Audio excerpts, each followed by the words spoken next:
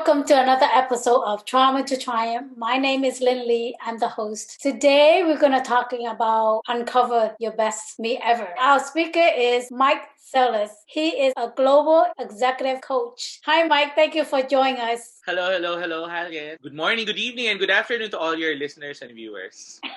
Yes. Whatever time they may be able to watch this. The topic is very meaningful to a lot of us, or all of us. Title is Uncover Best Me Ever. Can you share with us what would that be like, look like, feel like? How does that sound like? Okay, your hashtag best me ever is all about being your authentic, unapologetic, and grandest version of yourself. So in reality, it's not in comparison with anyone else's. It's not the same with anyone else's. It's just you living your personal truth, whatever it may be, in your own way, at your own pace, in your own space. So that's it. Okay, how would that be your authentic self in your own way? How would that look like? It's like journeying on your own, regardless wherever you want to go. It's like following your heart and aligning your mind, body, and soul with it, simply because it would take you from where you are to where you're meant to be. How would it feel like? At the end of the day, with everything that you do, it would feel like you're happy, complete, and fulfilled. Yeah, that's a lot of people a desire to have that of complete fulfilled life. But unfortunately, we have a lot of challenge in our life, through life experience, hardship. However, we are so deep trapped into the society way of life, and we trying to meet that standards. And unfortunately, we really don't know how to start. How do you start again? It's all about embracing the fact that you are not the same with anyone else, okay? There might be society standards, but then again, why conform to a mold when you can create your own? When you can actually jumpstart something that truly fits you. We were brought up to actually to conform, to try to fit in, to feel that sense of belongingness. But in reality, we would be happier if we actually allowed ourselves to just be, to just come from within and do and feel what really feels right to us. So, like, for example, in your life, can you show us, like, how do you come to terms to be your best version of yourself? Okay, almost all of us were brought up to the notion that in order to be successful, you must be earning a lot, you must have your own house, must have your own car, you must have this title and all those stuff. Things which the society, our families, friends, and the rest of the people around us have made us to embrace while growing up. In the same manner, in my case though, it was the same thing. My parents wanted me to be successful before. However, one thing that they overlooked was that instead of giving birth to a young boy, they gave birth to a unicorn. I was not like the ordinary kid. I didn't like robots. I didn't like toy cars. I loved unicorns and I loved hanging out with girls. And those were the things that were taken against me simply because I was different. So growing up, if I wasn't conforming to the norm, I was made to feel like an outcast. I was made to feel that there was something wrong with me. And so I've experienced physical abuse, verbal bashing, not only at home, but rather in school also, where I got bullied. However, the thing here is that when you realize that there is something in you that speaks truthfully, meaning that's your own hashtag best me ever, you would do anything to just let the rest of the world experience you as you are. However, during the time at my young age, I thought that my best me ever was grounded on success. So I tried to study hard, I tried to work hard, and I became successful. I got good grades, landed a good career. I became one of the top marketing and advertising executives here in the Philippines, and I got recognized in the top advertising magazine in Asia Pacific. Now, here's the thing. Everyone thought that I had everything, meaning I was at the peak of my career, I was doing really well, I was earning much. What they didn't know was deep inside I had nothing because I felt empty. So I was still longing for that acceptance. I was still longing to feel that belongingness. And after a physically abusive relationship from my partner and a betrayal which left me almost bankrupt, I felt the walls of my success crumble down and I felt that I was left with nothing. That is when my hashtag best me ever just came into play. When you have nothing to lose and you just have that life-changing choice, whether to give up or give it your all, I chose to give it my all. And 6 years ago, it was the best decision I've ever made because using hashtag best me ever, I was able to inspire a lot of people on Facebook Facebook when I was starting because I posted all the lessons I learned from that traumatic experience. I didn't rant. What I did though was post the lessons I learned, and a lot of people resonated with them. I started off with using hashtag best year ever because during the time, should be told, Lynn, I just wanted to get it through the year. I almost killed myself during that time simply because I was so depressed. However, again, my way of coping was to share the lessons, was to do something else. And by year end, that time, a lot of people were already messaging me, thanking me for the lessons and all those stuff. And I was thinking, what would happen if January 1st arrives? What would I be posting? Would it be hashtag best year ever too? Then I told myself, maybe it's not about the timeline. Maybe it's not about what other people did to me. Maybe it's not even about,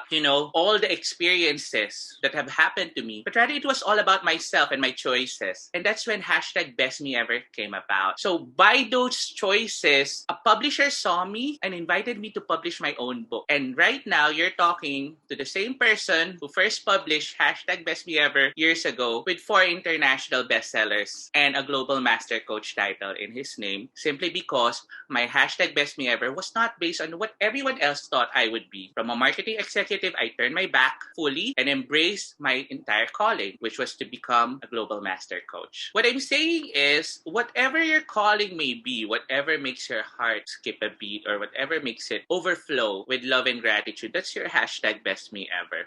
It's not in comparison with anyone else. No one can tell you what you ought to be. It's only you and your choices which can determine that. What makes you take the initiative to expose your vulnerability at that moment? When you reach the lowest point in your life, my dear, you have nothing else to lose. It's more of, I just want to have something to hold on to. If whatever happens next, at least I managed to help other people. That was my only point during the time. And I wanted to heal. And the way I chose to heal was to help others heal as well. And that made it so beautiful. The same thing that I hold on to now every single day as I post in my community. Why didn't you continue on with, go back and recoup your business? Why going this way? Okay. Truth be told, when I reached the peak of my success in marketing and advertising, my only dream was to actually handle big clients, have my own office, and then I set up my own and I ran my own advertising agency with multinational and local clients here and abroad for 14 years. When you reach the top, some people don't realize how empty it can be. That when I reached that, what seemingly was my end goal, which was to have my office, to earn this much, it felt so empty. I had no purpose. My purpose then was to actually just prove to others, because I felt that if I wasn't successful, I wouldn't be accepted. So it was all about proving myself. It was all about coming from grit, from anger. But then when I reached the peak, it was like, oh, so this is it. I began to look for my purpose. When I hit rock bottom, that's when I had to take a step back and assess myself. What is it that I really want to do? Trivia. Before I actually turned my back fully on marketing and advertising, I had to do a lot of other things. I taught in graduate school in 2 of the top universities here in the country, teaching MBA classes. I also started teaching anti-gravity yoga to calm me. But the thing here is that whenever people would attend my class, they don't ask me about the lessons. They ask me about life advices, simply because they saw my postings on Facebook and they resonated with them. And a lot of them have told me, you remind me of Oprah, you remind me of Tony Robbins, you remind me of Ellen. And I'm like, huh? So I had to take a step back again and did my research. Okay, not that I don't know Oprah, I know Oprah, but Tony Robbins back then was not really under my radar. Ellen was like, oh, she's the funny host. I actually tried to dig deeper and found out that they had coaches who coached them. They had life coaches. So I told myself, I want to be like them. I want to be a coach. I want to be able to speak and help people change for the better. So I did my research again, and from scratch, I found my first certification and then continued on seeing the wonderful changes of other people and seeing them unleash their own unicorns within and just live a life they've always wanted, authentically and unapologetically. So do you you think that your authenticity is already within you? You have recognized it at a young age, but it was suppressed and it's not nurtured. Therefore, you were trying to following along or conform to reach whatever everybody expecting you to be normal. But when you reach that point, you feel empty, but you still continue doing until kind of like life direct you in a different way, in an unwanted way that you want. But that's how it happened to you. Because that's the way we were brought up to. We must conform, that we must follow whatever someone else, has told us to do. However, know that deep within each one of us, we have our own hashtag best me ever. Remember, you cannot be happy living the life which the society or someone else's have actually dictated on you. You would only be happy if you follow your own truth. And how can you do that? By setting yourself free from the expectations of others. Because at the end of the day, those expectations wouldn't make you happy in your deathbed. People now watching this show, hopefully they didn't have to go through the struggle that you did, or rock bottom like you did, or I had myself as well, but take a route where they can prevent that from happening. What kind of work did you do to break through this? What other work? I think I just have one thing to ask them right now, okay? Just allow yourself to take a step back and reflect. What is that one thing that you would like to do over and over again every single day for the rest of your life, even if you're not paid? Why did I ask that? Simply because people are grounded on money, fame, fortune. But where your best me ever is coming from is from your personal truth of what makes you feel happy, complete, and fulfilled. When I asked myself that question, I said to myself, I wanted to speak to inspire. And that's what I've been doing ever since. Whether I speak through my words as I write books, whether I give talks, whether I coach, whether I host my own program, it's all about speaking to inspire. And that's when everything else came into place. Your hashtag best me ever is grounded on a space of joy. So whatever it is that gives you unconditional joy, even if you don't get the validation, even if you don't get the monetary rewards, even if you don't get the approval of others, you can just start from there. What needs to be done in order for you to follow what truly is genuine to you? Now, each person have a different experience in life, right? And then there are different characteristics, right? It could be healthy and it could not be healthy, right? What are some of the characteristics that do you think that may blocking them from thinking this one thing that you're talking about? Okay, I think some of the things that can block you from actually figuring out what you're really meant to be are expectations, okay? Whether your own or of others, that's not letting yourself be, that's forcing yourself, that's pressuring yourself into something that you may or may not be not, okay? That's number one. Number two, the need to compare, meaning, how come she's like this? How come I'm still here? So every time you compare, regardless if you have different journeys, you're actually putting yourself in a compromised state. Number three, something that could hold you back as well is when you actually try to please others. I want to be a doctor so that my parents would be proud. I want to be a lawyer so that whoever else may be proud. But what about yourself? What would make you proud? What would make you feel happy, complete, and fulfilled, right? So pleasing others also. I'd like to add also, number four is something that could block you from thinking about all is forgetting yourself in the process or putting yourself last, okay? Some people let go of their dreams thinking that what they were meant to do in life was to provide for their families, to provide for their loved ones, to just be everyone else's, servant. But no, every time you put yourself last, you kill your dream. And it's not selfish to actually put yourself first so you can help other people more in the process. And lastly, number five is coming from a space of obligation rather than inspiration. Example, I must be a lawyer. I must be a teacher. I must be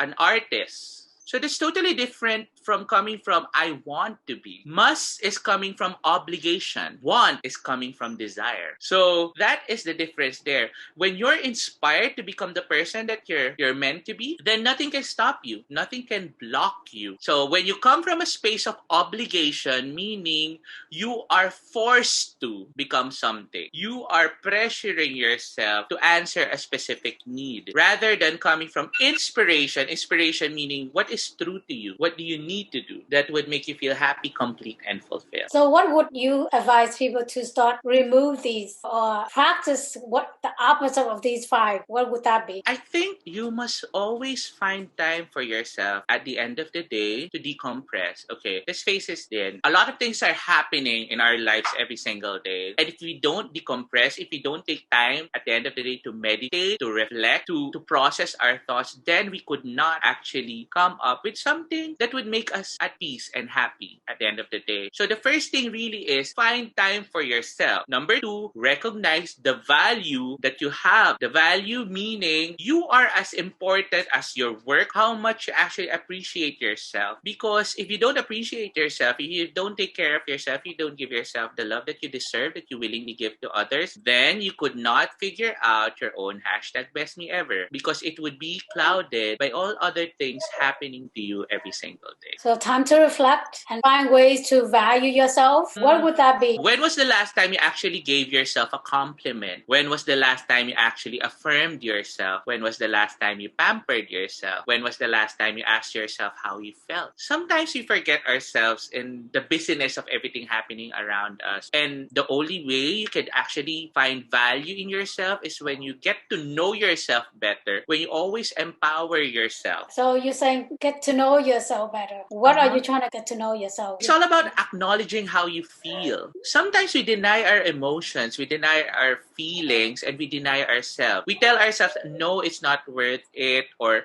they might think I'm overreacting, so we just shrug it off. We don't process it. But in order for you to come up with your own hashtag best me ever, you must be able to recognize all these emotions. You must be able to recognize all your wants, your needs, and everything else that makes you happy. You must also be able to recognize what does not sit well with you, what values are compromised every time you engage in things that don't really, agree with them. It's all about knowing your likes and dislikes so that when you come to face the world the next day, you are very much firm in protecting your space. And when I say protecting your space, meaning growing from where you are planted into the person that you're meant to be authentically and unapologetically. Do you find that being flexible, adaptable is helpful in terms of finding your best self or being authentic? On a personal note, what I continuously do is that I travel. I travel not to find myself, but rather to build the self that I want. Every time I learn, every time I experience, every time I do something new for the first time. So do what works for you in terms of how you want to be your true self. The thing here is that there's no step 1, step 2, step 3, step 4. You do you. Whatever it is that makes you feel happy, complete, and fulfilled. I know some people find themselves while having spa treatment. I know some people find themselves while doing volunteer work. So it's different for every type of person. So just let yourself be. Yeah, I agree. There's no one way to a destination, to anywhere. Like even in this physical world, there are so many different directions to get to the same destination in life, right? What do you think a few characteristics that a person has to cultivate? Authenticity is also very depends on how you look at it, right? But mainly what it means is you be true to yourself, just based on your own feelings and your own thinking. Exactly. Disregard to other because you know you're being true, which means you're being honest to yourself and not harming others, but make you happy as well. Right, that's one characteristic is authenticity, and another is what flexibility, because flexibility gives you options, opportunity, and it allow you to be open. What do you think of being flexibility? You have to be able to adjust accordingly because not everything is under your control, honey. You cannot dictate the way things would be. You cannot dictate how people would react. You cannot dictate what the situation would be around you. But what you can control is what is within. The only way you can actually maximize it is by allowing yourself to not only go with the flow, but rather grow with it. Okay? There's a beautiful lesson in terms of how can I actually grow in the space that I'm in. If this doesn't work out, what do I need to do differently? Come from a space of openness and not resistance, because it would lead you to, can I add one more thing that would help? Authenticity, flexibility, and consistency. Consistency is very much important when it comes to having your own hashtag best me ever. Again, it takes you 10,000 hours to master one thing. The beauty of consistency is that you don't need to put on any mask when you are your authentic self. You don't have to be a different kind of person when you speak to someone or when you're at work or when you're alone. That is what people, my readers, my listeners, and my viewers complimented me for the longest time, because the way I talk to you is the way I talk to them, is the way I host, is the way I write, is the way I do everything. I cannot be caught off guard. Never in my life was there any comment that you're not the same person that I've seen on TV, heard on radio, written on the big books. It was like they always tell me, it's like you speaking to me when I read your book. It was like you whom I watched during the TED Talk. I'm like, because that's me. I don't have to put on any front. I just have to be consistent about what I believe in and what I stand in. And that is all about, empowering everyone to become their own hashtag best me ever, whatever version that may be of them. That's very true. Consistency. Consistency also applies to everything. Consistently being authentic, consistently being flexible, and consistently being compassionate. What do you think about that? You have to be kind to yourself, because you don't get the results immediately.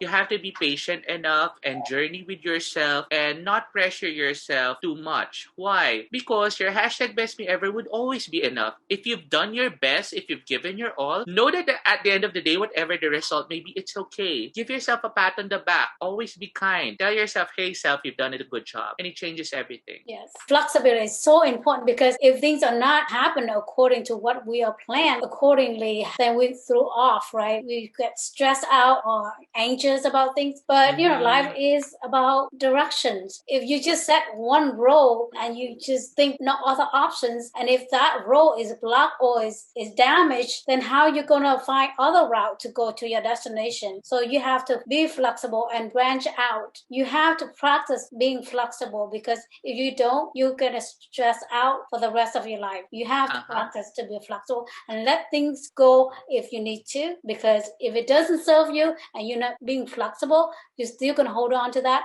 And you can't grow without flexibility. Exactly. I always empower my coaches and everyone who listens or watches me to be comfortable with getting uncomfortable. It means that you're actually growing. So just enjoy the journey. If you're stepping out of that box that you've been in for the longest time, allow yourself to experience life as is. Do not fear when things get hard. Fear when things just get stagnant or when they stay as they are, because that means you're not growing. It's a beautiful journey to embark on. It's beautiful, sometimes painful, because you have to come face to face with the things that you've, set aside for the longest time, or which have caused you trauma or regrets. However, once you overcome them, you are given that opportunity to start all over again exactly the way you want to. A lot exciting and very much rewarding. So best done with a coach like yourself. What is the painful experience that you have to go through to really uncover your best me ever? Well, it's all about coming into terms of accepting your past, because again, the past plays a very big role when it comes to how you perceive your present and how you visualize your future.